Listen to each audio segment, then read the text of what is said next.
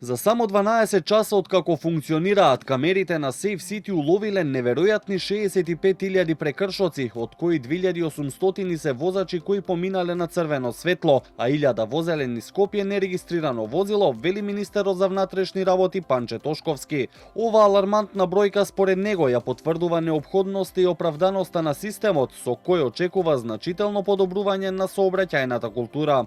Во првите 12 часа од пробното функционирање на системот беа регистрирани неверојатни 65.000 прекршоци, од кои за поминување на црвено светло 2.800 и нерегистриран автомобил 1000. Ова алармантна бројка уште еднаш ја потврдува неопходноста и оправданоста на системот, од кој очекуваме значително подобрување на сообраќајната култура, зголемена безбедност за сите учесници во сообраќајот и намалување на штетите и жртвите на патиштата.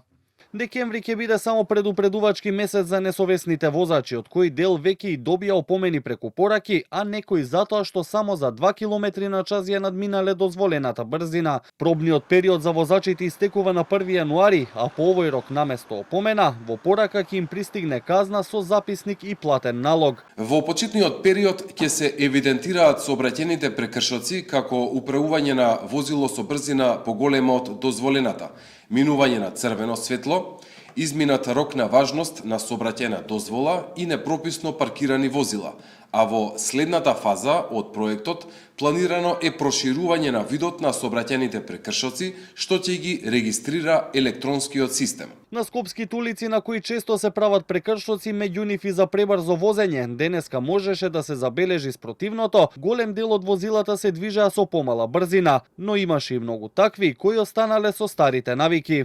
Сообраќајните навики до првите казни веројатно ќе останат. Добар дел од возачите кои ги забележавме денеска ќе ги добијат предупредувачките пораки.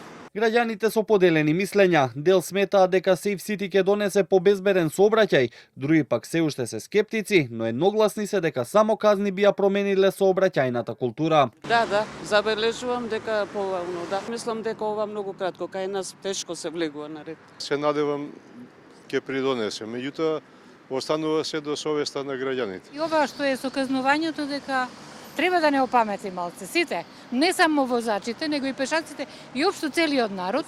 Сите, ако нека ги снимаат. И треба, за да бидеме како што треба и да биде државата како што треба, и треба така да биде. Сигурно ако има казнувања, сигурно ќе биде.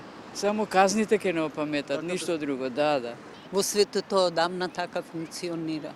Кај нас све е знак прашање. Многу е голем проблемот, и со сообраќајот, и со паркирањето, и со градот.